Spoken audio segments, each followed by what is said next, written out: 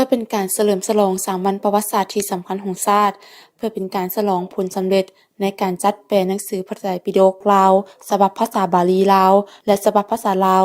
ที่วัดเพียวัดบ้านเพียวัดเมืองศรีสัตนาคในวันที่30ตุลา2025ผ่านมานี้ได้มีพิธีถวายหนังสือพระไตรปิฎกลาวตู้ใส่ปึ้มพระไตรปิฎกและรับฟังการเสวนาธรรมะการรักษาโรคได้มีพิธีแห่พระไตรปิฎกของคณะสงฆ์ซึ่งนำมาโดยพระอาจารย์สนนินแก้วน้ำประธานองค์การพุทธศาสนาสัมพันธ์ลาวเมืองศรีสัตนาคเจ้าอธิการวัดเพียวัดสถานหนังสือพระไตรปิฎกแม่นครอบครัวทานศาสตราจารย์กิตติมศักดิ์ดร.ภูธรมังกรวิไลและทานน้ำบุญหอมมังกรวิไลพร้อมด้วยการจัดตั้งบ้านและออกตนญาติโยมชาวบ้านเพียวัดและถวายให้แก่วัดดังกล่าวพร้อมเดียวกันนี้ยังได้ฟังเสวนาธรรมไหวพารับศีลปฏิบัติธรรมแนะนำการปฏิบัติธรรมและถามตอบผู้เข้าร่วมปฏิบัติธรรมยังได้ฟังธรรมเทศนาการตอบแทนบุญคุณบิดามารดา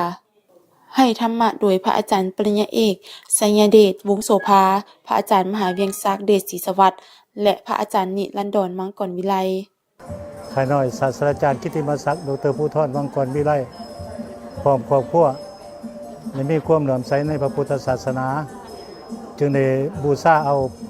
หนังสือพระไตรปิฎก1 ชุดสำหรับเป็นภาษาลาวเพื่อมาทอดถวายแก่วัดเพียวัดจันทรารามบ้านเพียวัดเมืองศรีสัตนานครหลวงเวียงจันทน์ย้อนว่าปีนี้เป็นปีสำคัญที่สุดที่พระไตรปิฎกของเฮาเป็นฉบับภาษาลาวเป็นฉบับธรรมิตอยู่ในสปป.ลาวเฮา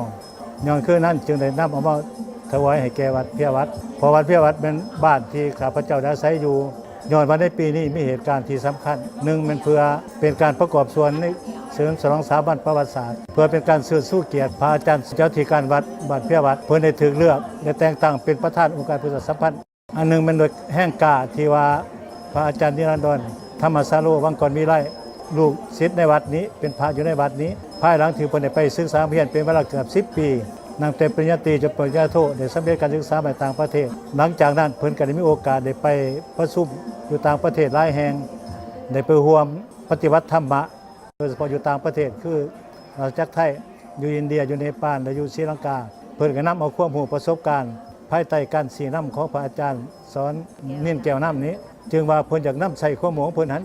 ได้พระไตรปิฎกอยากตั้งเป็นหอสมุดน้อยอันนึง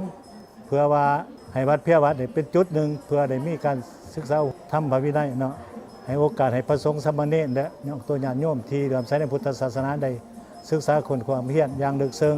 และการหนึ่งเป็นอย่างจังไม่เห็นอยู่วัดเพียวัดนี้วัดเพียวัดก็เป็นวัดหนึ่งที่เก่าแก่ที่สุดคันเจ้าว่าโดยสังเขปก็เป็นว่าได้สร้างพร้อมเดียวหรือรุ่นหลังกับวัดจันทร์อยู่เมืองจันทบุรีก็ถือว่าวัดนี้มีพระองค์ที่ศักดิ์สิทธิ์ที่สุดซึ่งในสมัยที่ถูกศักดินาต่างดาวมาทำลายถึงว่าหอโฮงจะเพ่พังหมดต้นโตของพระเพิ่นก็บ่ได้เป็นหยังหลายคนมาส้มมาเบิ่งจึงเห็นว่าเป็นพระนิ่มมันก็บ่ต่างหยังกับพระเพียวัดอยู่เมืองคูนแข็งเชียงขวางถึงว่าถือระเบิดทำลายหอโฮงสิมจะเพ่พังกระสร้างแต่ว่าพระอยู่ในวัดก็ยังบ่ถือทำลายอันนี้เป็นความศักดิ์สิทธิ์ดังนั้นโมจึงว่าอยาก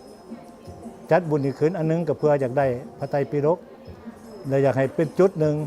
เป็นสถานที่แห่งหนึ่งเพื่อให้ออกต้นญาติโยมในมาศึกษาปฏิบัติธรรมได้เป็นจุดหนึ่งในเมืองศรีสัตนาที่ว่าเป็นจุดสำคัญที่แห่งใจที่พวกข้าพเจ้าอยากได้พระไตรปิฎกมาถอดถวายให้วัดแห่งนี้มี3 จุดประสงค์ใหญ่อันนี้